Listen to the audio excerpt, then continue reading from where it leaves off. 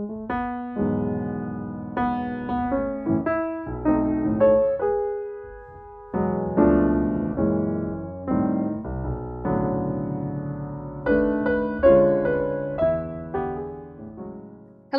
and welcome to Artists in Conversation, brought to you by the Brandywine Workshop and Archives. I'm your host, Patty Smith. For those of you who may not be familiar with Brandywine Workshop and Archives, here's a little background. BWA has been a vital, diversity-driven, nonprofit cultural institution for 50 years. It is located in Philadelphia. Its mission is to produce and share art in order to inspire and build bridges among global communities. BWA has several ongoing programs.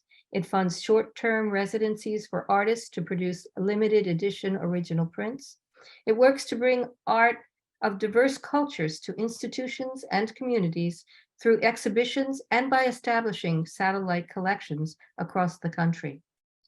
BWA offers internships to Philadelphia high school and undergraduate college students who are majoring in art or a related field. And its latest project, called Artura, is a free, interactive digital archive of culturally diverse art that gives educators and students access to information and images representing contemporary cultures and traditions from around the globe. You can access this unique website by registering at artura.org, and you can find more information about Brandywine at their website, brandywineworkshopandarchives.org. As a part of its residency program, Brandywine invites artists to participate in Artists in Conversation. Today, our guest is Enise Carr. Welcome, Enise. Enise Carr is an artist in residence at the Brandywine Workshop. He came in 2022.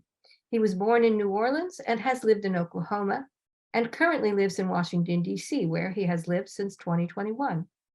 He earned his MFA in mixed media at the Maryland Institute College of Art in Baltimore, Maryland, and a BFA in painting at the University of Oklahoma, Norman, Oklahoma. He studied at Catholic University of America Graduate School of Architecture in Washington, D.C., and he was Sam Gilliam's studio assistant in Washington, D.C. And he was the owner and director of Prima Project Space Art Gallery. In addition to his residency at Brandywine, he was an artist in residence at Skowhegan School of Art for Painting and Sculpture in Skowhegan, Maine. And he has taught at the University of Oklahoma, Catonsville Community College in Catonsville, Maryland, and ITT Tech, Oklahoma City. He describes his work as being based on the concepts of time, investigation, and practice, and states that he is an artist that practices experiential learning in and out of the studio. Welcome, Enise Carr. Thank you, Patty. It's a pleasure to be here. Thank you, BWA, for having me.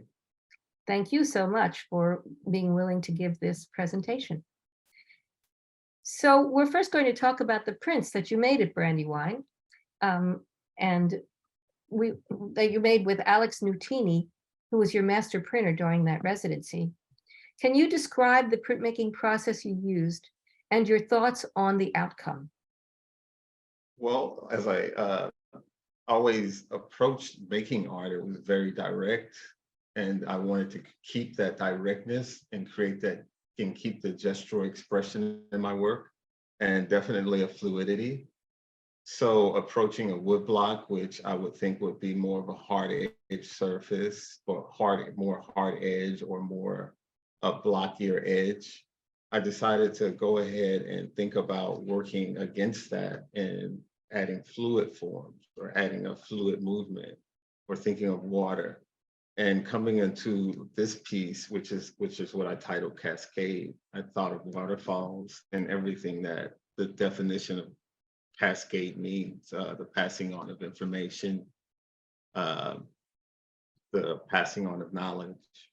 So the colors were very simple. I thought about the grid that I normally use in my work, and I decided with this newer piece to break it up, and having the method of printmaking, the element of investigation, whereas I can almost move in a what I call an arithmetic type of way where I could go this way or that way in my investigation. The method became very scientific, and I enjoyed that, balancing that with an intuitive desire to create work. Let's take a look at the next print, Babylon.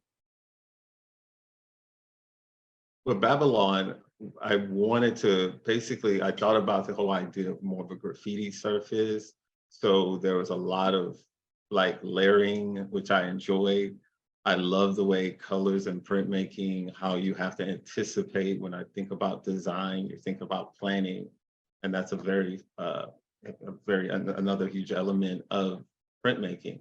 So that whole idea of anticipating what could happen, how colors could mesh, and seeing the surprises that happen, and working with someone else, collaborating with Alexis, we came to me giving him my blocks, playing with several ways that we could approach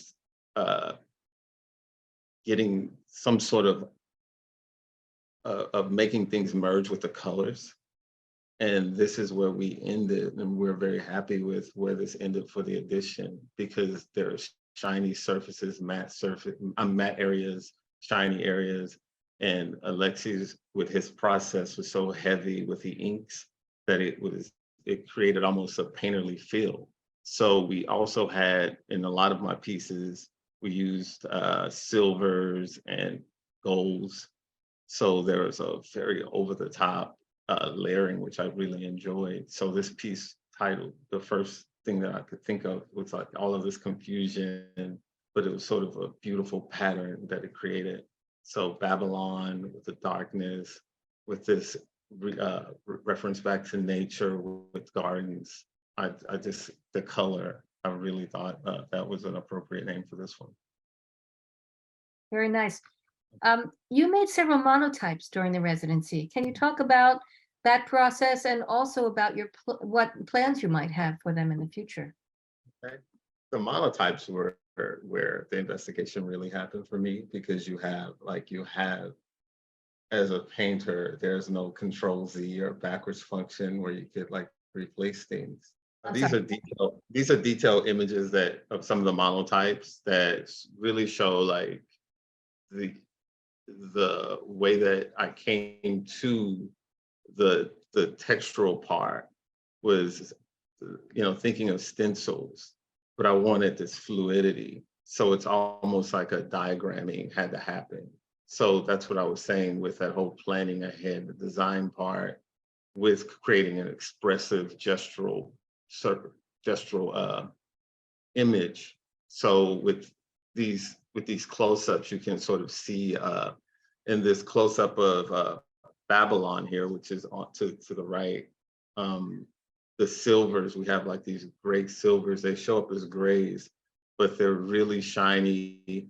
To your left, you have Babylon 2, and there are golds. So like you have all of this layering, this graffiti surface, and that started to happen right in the drawings. You have just some notes I would make and throw away, crumble up, because I was looking for different sizes, different marks, like just what happens when you look at something that is a graffiti surface. You get that type of layering, and you start to see patterns. And this is a close-up of Cascade 2, which is a piece I really enjoyed, because we started off, later you'll see tiles. We started off with this geometric block shape because the image came, I wanted to have a bit of structure, a bit of backbone there. So you'll see later with these tiles that I have, that just sort of kind of creating a backdrop to sort of create or to add these images onto. Alexis really freed me to letting me realize that I could go all the way to the edge with the paper. So the form just didn't exist right there in the center. We sort of created and went to the edge. So the pieces, as far as presentation, we created something that was bigger than what you would normally see as a print. And that's why I kind of look at it as like a new theme, like as the way I would normally see a print. So that was very freeing. And that whole part of printmaking and seeing all the different avenues that you could tour and change. And as far as like investigation, that was the most freeing part of as an artist, because I still had a reference point to my original editions. Mhm. I'm trying different materials and I'm seeing what sticks. And I started using oil pastels. Started seeing patterns that, right now, as far as in the studio, I'm seeing how they work with what I was already working on. And since I got a chance to investigate like this part of my work, which is much more gestural and much more broken up from that original grid, I can now go in. I got to experiment that way. So now the artwork, my paintings, the way that I work, I can now go back into the print and say, hey, you know what, a little bit here, a little bit over there. And it's been very freeing because I had to lose the preciousness of them. But I also have gone to several printmaking shows since the residency and seen that you can start with a paper, like how you create a print. I've seen artists at BWA, Nicole Donnelly, for example. She starts with a paper. So conceptually, I would love to think that way. I love Alexi's process. It's a very layered process. It's a very specific and intentional process as well. So I got to learn a lot from the people just around, and also had a lot of support from Alan Edmonds. So it was really, really great residency. Okay, let's take a look at the rest of the Yeah, monotypes. yeah, of The colors are so vibrant. They're really, course, yeah. really exciting.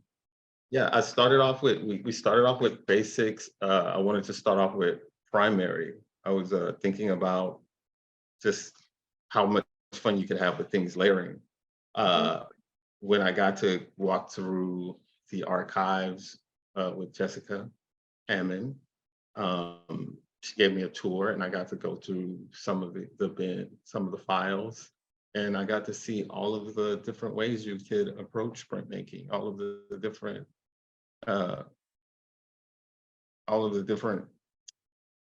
ways you could produce something that most people could look at and say, okay, that's definitely a print. But you could also say you could go against that as well and change that. And that's what I saw, a lot of experimentation, a lot of choices, a lot of styles, a lot of experimentation. Great. Let's get to the some of the other. They're so varied. It's really, you have a lot of great material to work with here, Oh, yeah. and they don't look like they're unfinished as they are now. That you're talking about working with them more, but they really look very complete. Yeah, and that's also when I say in time, which is when you said that's an element to my work. There's a part where you have to stand back and reflect and see, and open your eyes and get experiences, and then come back to your work. Mm-hmm. So before I just jumped in and impulsively started, dealing with everything, I had to get over, the newness of the product that I had in front of me, because when I would come to see Alexi, I always saw something new, the energy of Philadelphia, and you see the work and you're in the studio, so everything looks amazing. But you need time to step away from it, to put it away, to walk back and see it again with fresh eyes. Yeah. And that's the element of time. Yeah. So this is a installation in your studio, and three-dimensionally, it looks like sort of the way you work with your prints. Yeah. Can you talk a little bit about this installation and the materials that you use, and how you deal with your work conceptually? As you can see, I'm very deliberate with my materials. Oh, no. A lot of these things happened. This piece happened right after my graduate career at Maryland Institute, 2 years after being a new father, being an artist, and trying to find a direction with my work, a real style.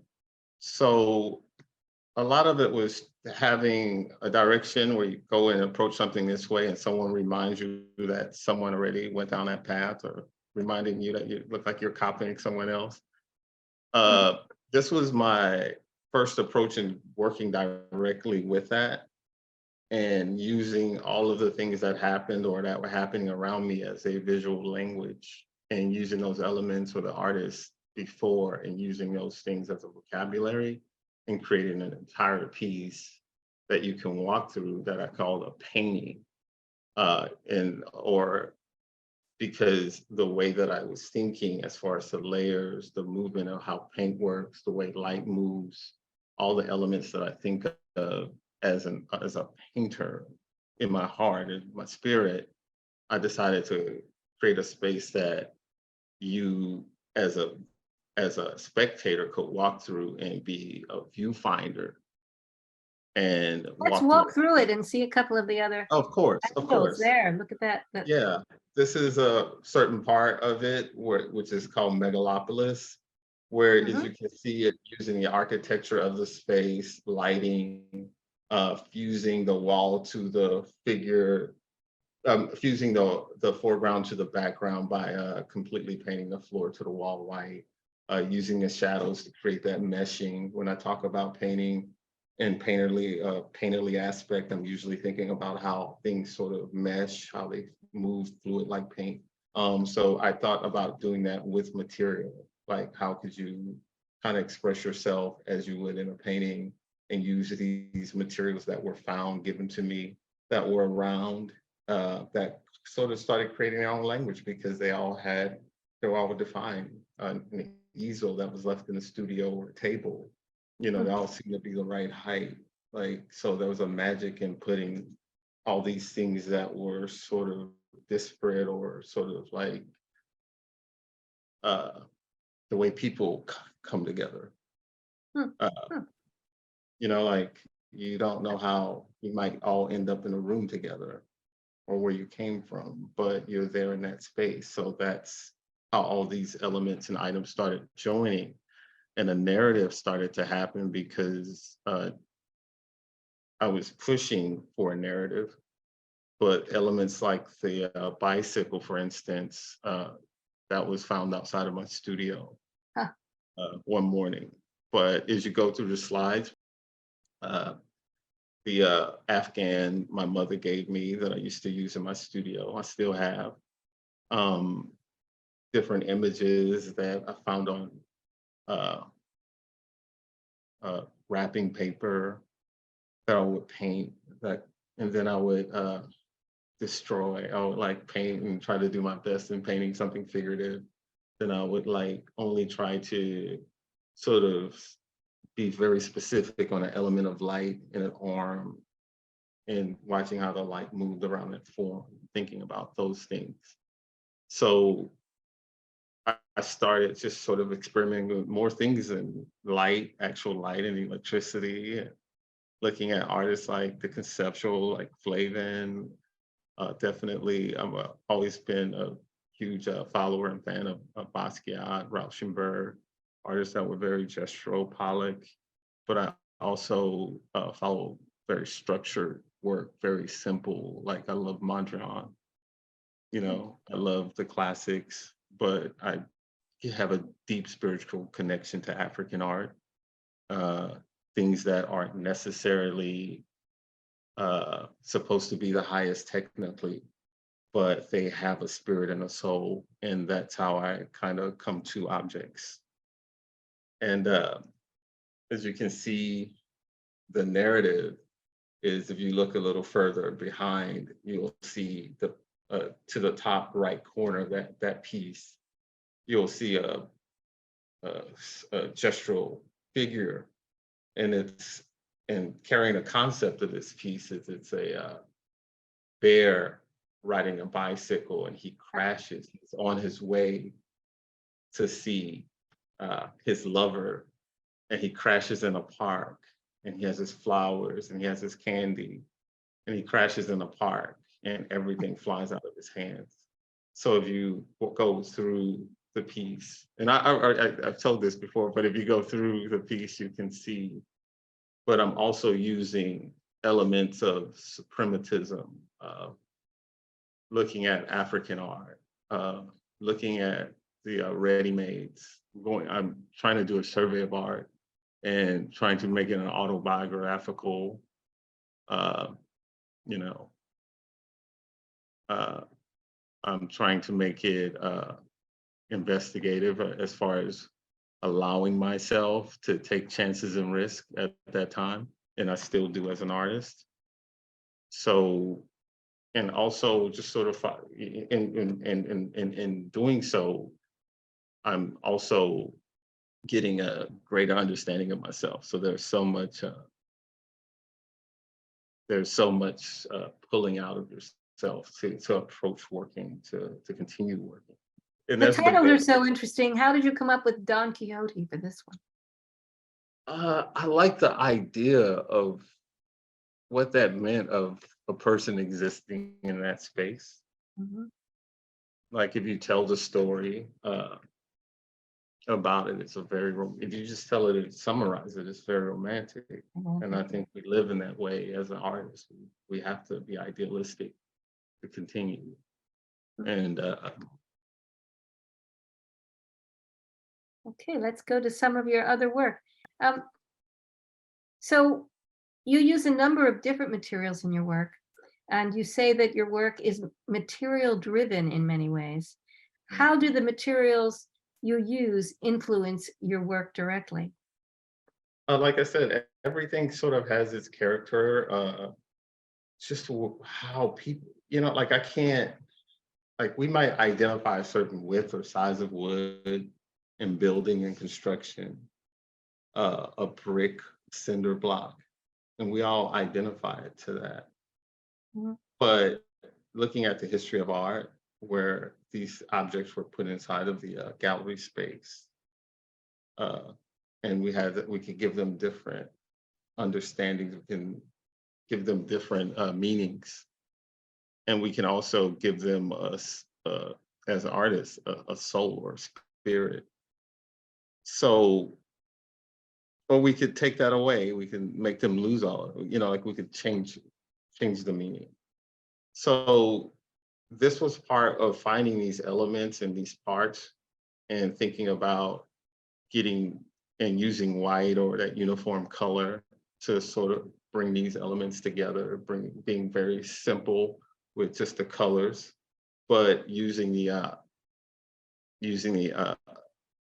understanding of the camera obscura in the philosophical sense to think about how a world can be changed upside down and how that spectator could have that changed upside down. So using photography as the final sense of how this is all flattened, how the space is flattened, how the actual product.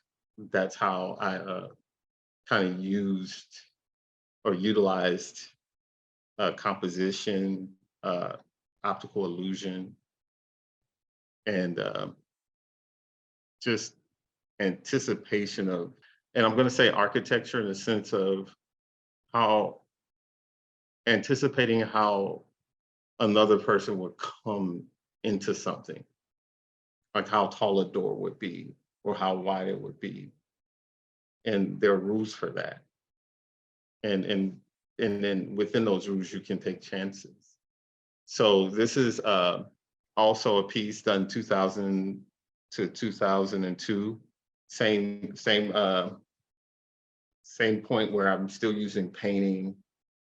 These are large canvases, about 80 by 80, and using space, thinking of and this piece, I think I call this actual photograph Space Invaders, because it made me think of the 80s, very geometric, but I was still thinking about all the traits that I love: simplicity, minimalism, using the plane. So, and then there's that element of using the found objects, using materials, painting on different surfaces, creating different visual textures. Got very involved with that. And once again, finding other found objects and painting them completely and changing what they could be, changing the meaning to some people. Here we go. Let's look at some of your other work. Okay, of course. You call them things rather than paintings. Can you describe what you mean by the word things for these objects? Well, because I think I'm referring back to it in a conceptual sense, also to the history of painting and sculpture and the way that I love to work, and giving myself license to be able to use material, or to use whatever material I think is appropriate for the result that I think I have in my mind's eye.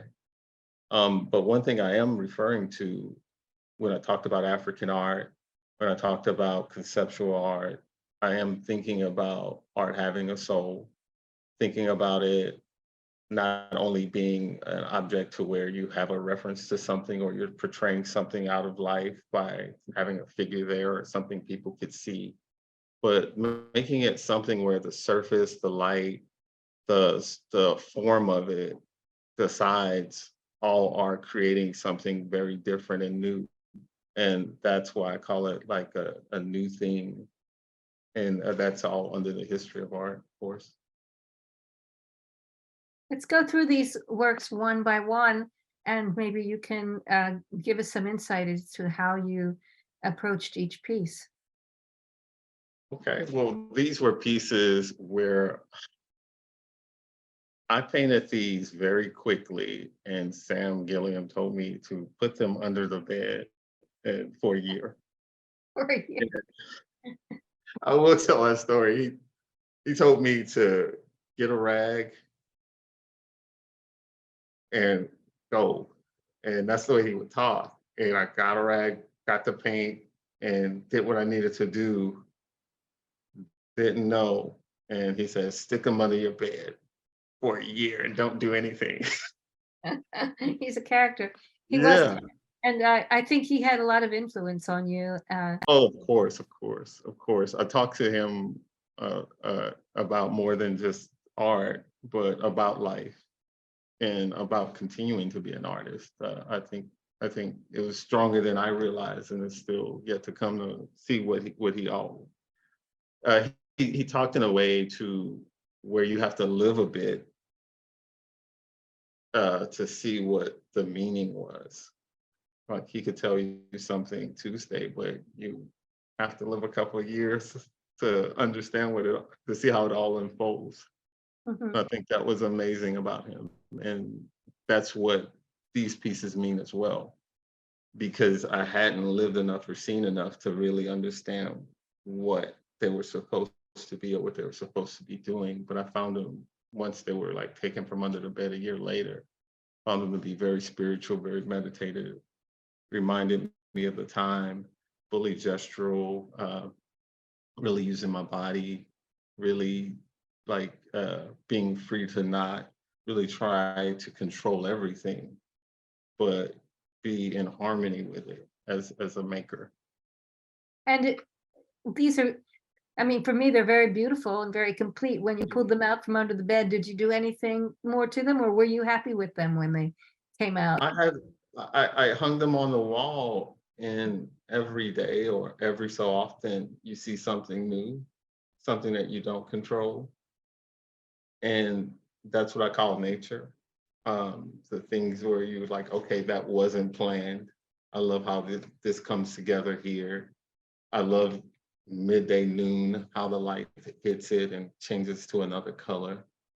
So you didn't Um, add any I materials, didn't or add anything. No, I you, didn't you, add anything else. you just No. found the beauty in them as they were. Yeah, yeah, yeah. Mm. And that's what I mean in coming into your own and allowing yourself to, like as your work changes, which is what, Brandywine it happened during a time where my marks were starting to become more like this. And I had to free myself to allow myself, I was like, okay, this is where my work is going.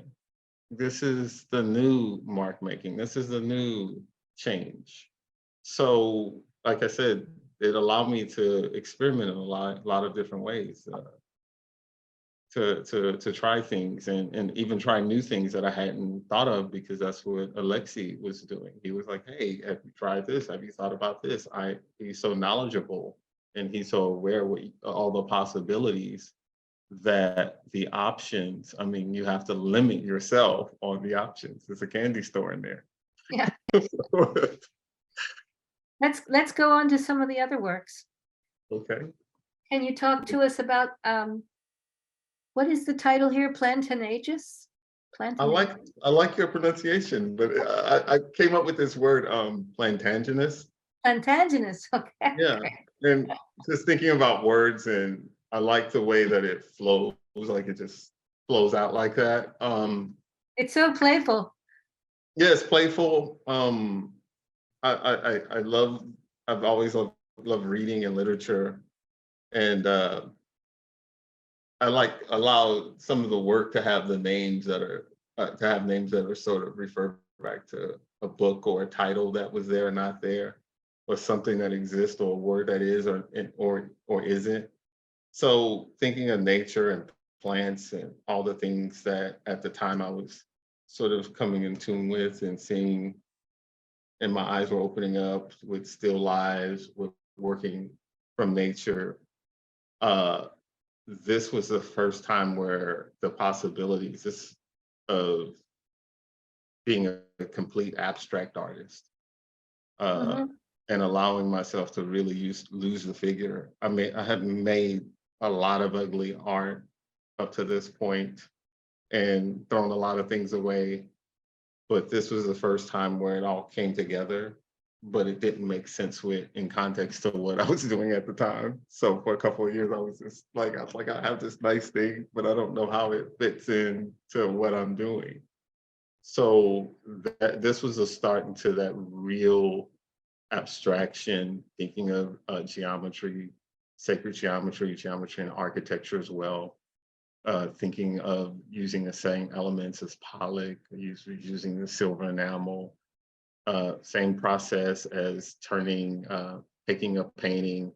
I had a yard at the time, so I was able to take a complete canvas or canvas and turn it in the grass and dirt, and whatever stayed or whatever, whatever was on stayed. Or I have a process of walking on paintings, and still very direct in throwing in, letting things drip and pour, and also being controlled to where you're using tape. Oh yeah, Uh, let's go on to some of the yeah, of course. paintings that have Oh, yeah, not great photographs. That is a red, but this is a piece I call red, white, and blue painting. Untitled Red.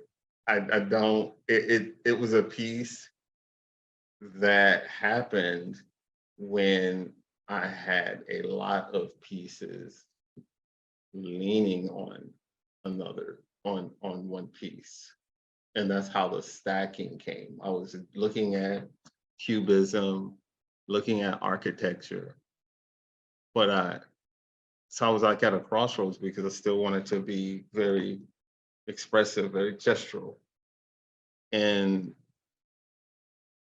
this was the first balance where I could work out not only the two-dimensional plane, but pull those thoughts out in three-dimensionally, thinking or start anticipating, as I did in the installation, about how a person comes upon something that looks flat and two-dimensional, dealing with the fact that we are dealing with paint and making illusion, thinking about, if we're talking about the theme, and thinking and definitely planning or designing a way where it's, no matter how you look at this piece, you see something different, or it fuses, or it's sculptural, or it's relief. So that's why I was trying to take it out of the idea of things, takes the definition of it being categorized maybe as well, which is what I like. Yeah, and this is a frontal view of it yeah, it where looks very flat. It looks as opposed to three-dimensional from Mhm. this angle. And thinking about that, using the camera as well, knowing how that will flatten things. A lot of squinting and definitely curving my impulses to know when to stop Mm. and how to find a place. And also that grid or where these forms that sort of project and come up. I'm also thinking of a pyramid. I used the blueprint of a pyramid and thought about these mounds and how they were drawn, but also thinking about every angle that you could see a pyramid from an aerial view. From So, you, I see. Oh. so as you can tell, it took a while to bring all of these concepts together. So, but when it happened, it was magic, and same piece. This is Untitled Black and White, still dealing with nature. But I have a great friend, John Singming Rhee. He was in my studio once, and he drew with a pen and ink a beautiful calligraphic line of a plant, of a flower, one stroke.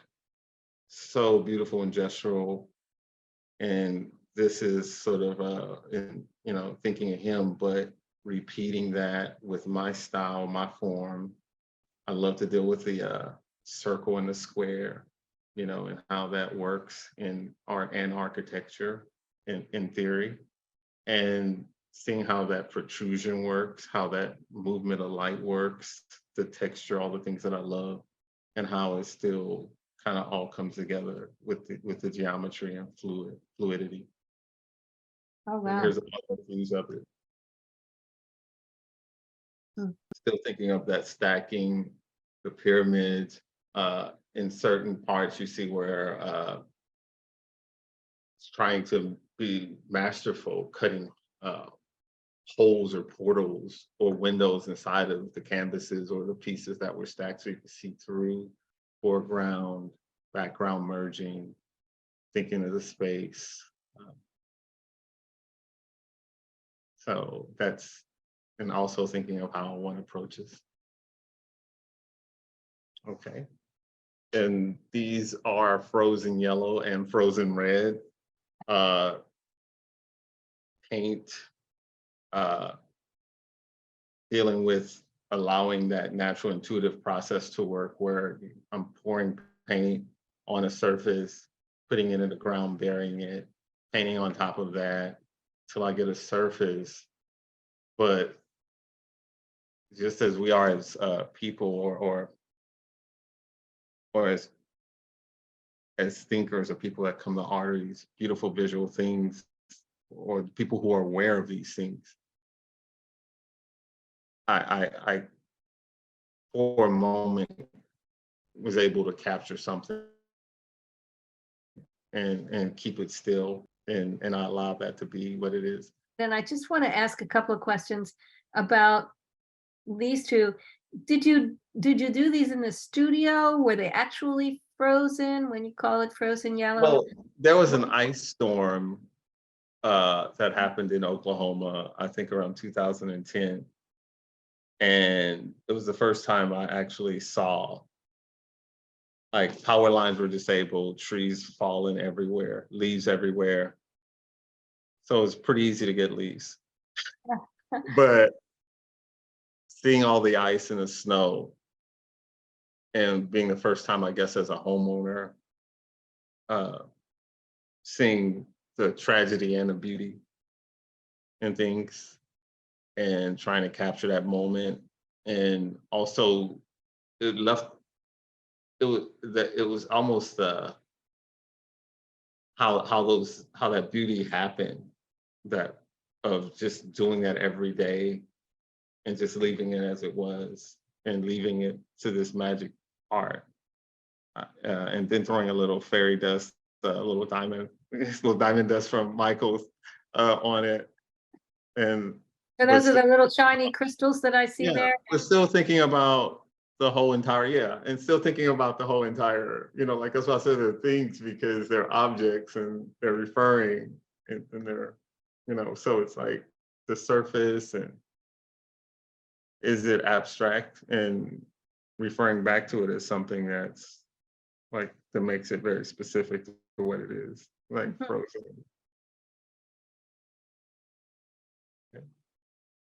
This is a tarp that I was working on. It's called Loose Asteroids. It started in 2017. It was a tarp that I used to rake leaves onto, and it left a pattern in the center that I really wanted to paint out. Or pull out, or whatever happened. I saw that thing in it just by like continuous summers of raking leaves onto it, by going around in a certain way and letting the leaves stain some sort of way, by just maybe that repetition, nature, and just the process of all that happened. So And the grid? And the grid? And the grid refers back to what I've been using with a lot of my work. When you look at the work that was shown earlier on the themes, I use the grid still coming from pyramids, Indian mound, circle and a square, in a sense, background, foreground, merging, but dealing with the types of space that I like in painting, the illusions, the atmospheric, the contrast. So I started playing with that by using a lot of different materials, such as colored duct tape, felt, gesso, acrylic paint, and just sort of like, as things and time moved on, just sort of working it gesturally, doing the same marks every day, letting the grid be the structure, and working through the light that I was seeing and filtering through that. So on these pieces, you can see from the different perspectives, the idea of the tarp being flat, two-dimensional, very two-dimensional, not on a stretcher or frame, but dealing with an idea of it being directly on the wall and dealing with this illusion of space. I think conceptually that I like that idea. And this is over time to where it became more pushback, or the illusion just in that bottom right-hand corner, where I sort of still was dealing with that geometry and that spiritual meditative thing that was happening with that orb just sort of floating there, or becoming more pronounced or more revealed over time. So these are some really beautiful tiles that you've made here. And can you tell us about the tiles themselves, and also if they influenced you at all in when you were doing your print with Brandywine? Well, of course, it definitely influenced my print, the directness of them, the mark making. There's something when you're dealing with a material like that, it's cold, it's warm, but I felt my humanity in it, as far as my palm resting and creating indentions, but still working with the form of the clay to sort of form it into that roundness or that bulge, but still create something flat. I was thinking about the history of tile and clay being an artifact. So the mark making was very direct, very intuitive. You can click, please. And it worked with the shape and the form of the tile, of each tile. So I love the fact that I was at Skowhegan, and there was like this bronze colored glazing. And I loved it because it looked like money. It looked old, it looked ancient. So it kind of was playing with the material, or referring back to the material, and not but very aware of itself. So that directness, that sort of merging or the grid or didn't have to be so perfect, that was the freeing part that allowed that expression to happen at Brandywine. And do the marks, to you, do they say anything in a particular language, or are they about the mark making itself? Well, I love the idea of a straight line. I say the idea of a straight line, but it being direct, it being like a language that someone can see as a language and not a language. I like how it exists in between that space. I think in not all the time in nature, but in architecture and man-made things, we have these perfect geometrical things, like these squares, these tiles. But I was trying to work within that, not trying to be razor edge, razor sharp. And that was the first time I kind of thought like about how that grid could just break up and not necessarily and be separated or move in different ways. Okay, and here are some more examples. And these are 9 by 9 inches. They're under glass. And definitely working with the way of the shapes of the tiles. That's what created or gave me the I guess the background that I needed to create the prints for Babylon and Cascade. If you look at the very identifying edges of these tiles, they're not perfect squares, but they kind of fall back into that. The shapes create the form as well, or refer back to the form. Well, thank you, Enise. This was a very uplifting and inspirational talk. I'm Thank you. sure people got a lot out of it. I I certainly hope did. so. I hope And so. and I hope we get to see some more of your work in the future. Of I do course. want to mention one more thing about Brandywine, and that is that we have the printed image gallery. There is a slide at the very beginning that shows a little bit of the gallery, and the exhibition now was curated by Jessica Hammond. So the exhibition is called Harm Reduction: Art in Response to Trauma. And you are welcome to come and see that exhibition by appointment, by contacting Brandywine. But again, I want to thank Enise for showing us his wonderful work, and thank our viewers for participating in the presentation. Thank you. Thank you for our technical assistants, Jessica Hammond and Jacqueline Blizzard and Joanne Nguyen, and to Alan Edmonds, who is the director and president of Brandywine Workshop, for coming to our presentation. And we'll see you next time. Thank you, Enise. Thank you, Patty. Good luck. Thank you.